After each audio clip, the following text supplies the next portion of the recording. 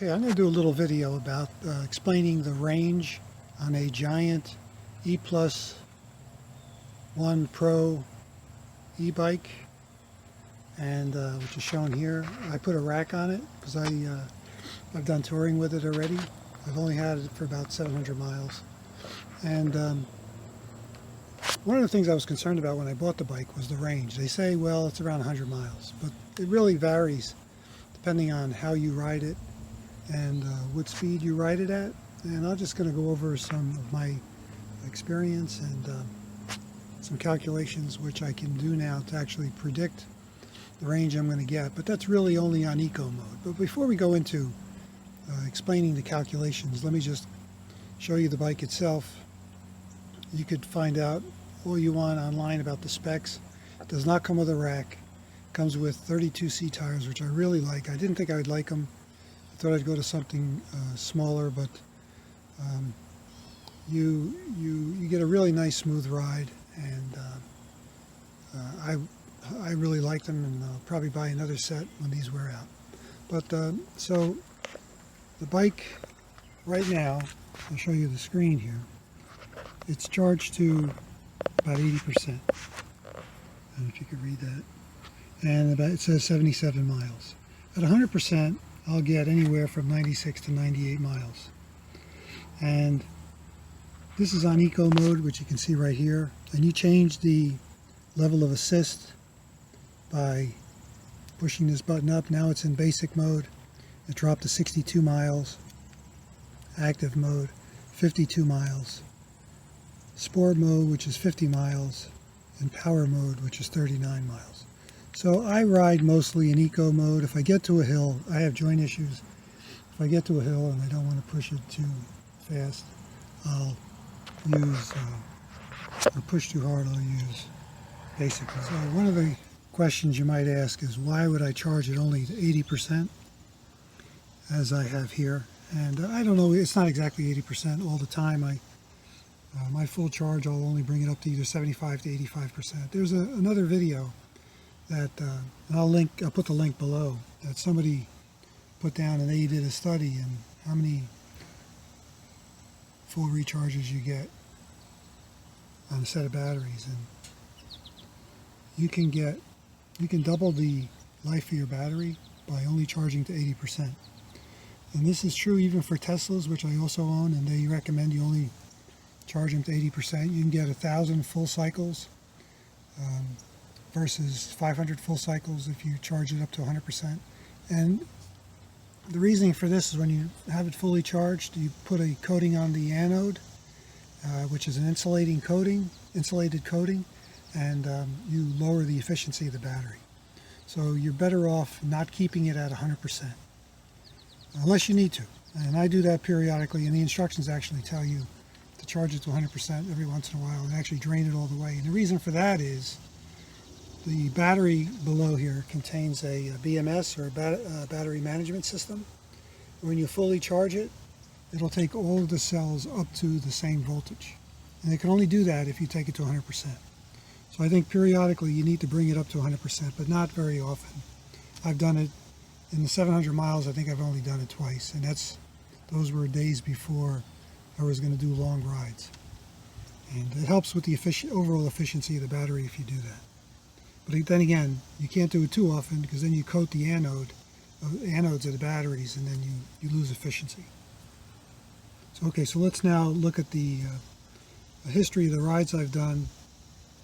And recently, I only started doing this probably the last few weeks, and I didn't record all of my rides, but I'll show you the ranges I'm getting with the rides I've done recently. Okay, now I'm going to tell you about the calculations that I've done.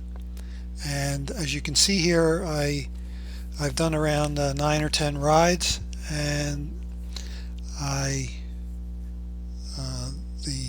hilliness of the ride varies. As you can see, vertical feet per mile, and the average speed varies, and my weight varied depending on normally about 192, and one time I actually carried some panniers with 11 pounds in it, a total of 11 pounds, so 203. And I'm going to do some more rides with panniers so that I could see the difference more accurately by carrying weight, but it doesn't look like weight has a big impact. This V times A is just these two columns multiplied. It's a cross term to give a little more accuracy. The accuracy for these fits I'm going to show you is not great, but it still allows me to be able to predict to a moderate degree. So how do I calculate the range? The range that I get for all of these rides is shown here, and I should point out that these first three rides I didn't use Excel to do these calculations. I did them all by hand, so I don't have the actual numbers, but one of these rides was 80 miles. So my rides have varied anywhere from actual mileage of 20.1 miles up to 100 miles. So the range calculations seem to hold up pretty well. And the range that I calculate is based on my actual miles, which is shown here, actual mileage, divided by this difference, which is my starting mileage on the computer of the bike for the batteries, then my final mileage when at the end of the ride, times 98, which is my full range. So as you can see, my range is anywhere from 95 up to 123. And again, you'll see that some of these variables will affect my range. And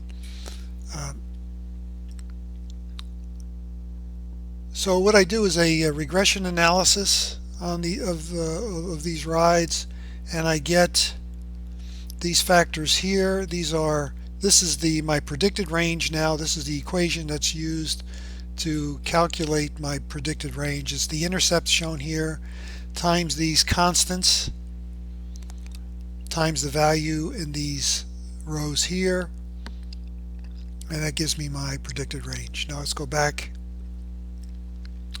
So my range is, for example, 103. My predicted range was 108, so it's off by a little bit. And you can see these are my ranges and my predicted ranges, and it's not that bad. And then what's shown here is a parity plot, which is the predicted range versus the actual range. This should be a straight line, and it's not, of course, because it's not a perfect fit.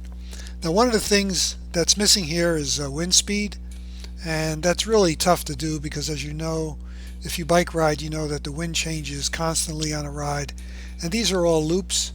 So my assumption is that at the end of a ride, the wind kind of balances itself out because I'm basically riding in all different directions. Sometimes the wind's in my face, sometimes it's behind me. So if you look at these factors for this equation down below, and I normalized it based on the average for, my average vertical feet per mile is 46, my average speed was 14, my average weight 193.2. If you look at these factors, the factor that's the greatest is average speed. So it looks like average speed really affects the range, and this is not surprising because the wind resistance increases as a function of the square of your velocity. And you could say, well, vertical feet per mile is also important because you're climbing hills. Well, on the back side of that hill, because it's a loop, you're basically riding for free, right? You're coasting all the way downhill. So that kind of maybe averages itself out. And weight, I think, is important, but this says not much. Look at this, the factor normalized is the least. So, but I do think weight is important. And I should point out that in all of these rides, I ride mostly in eco mode, which gives you your longest range.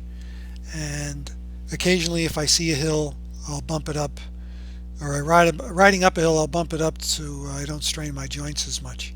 And what's nice about this graph or this table is that this last row in yellow is basically what I can use to predict. And I'm going to do a century, and I know that the century is 22 vertical feet per mile, and this says that if I ride 15.2 miles per hour, it's a relatively flat century, so it's going to be easy to get this average speed. I'll have a range of 99 miles, which is pretty close. I mean, if I don't have enough juice, it's a flat ride, I could handle it. But So if I look at these rides, I also plotted speed versus vertical feet per mile, and you can see that at 22 I should do about 15 plus. So that gives me a range of 99. So again, Trek advertises this bike as a 100-mile range, and I think it's pretty accurate. It probably, depending on how you ride, you can get more than 100 miles. And of course, if you use the active mode or the basic mode most of the time, or sport mode, or turbo mode, you're gonna have far less than that. It depends on how fast you want to go. Again, I ride for distance, not for speed. Again, I just wanted to have this video to give you an idea of what the actual range is that you can expect on this bike. If you have any questions, just leave a comment below, and I'll try to answer them as best I can. Thanks.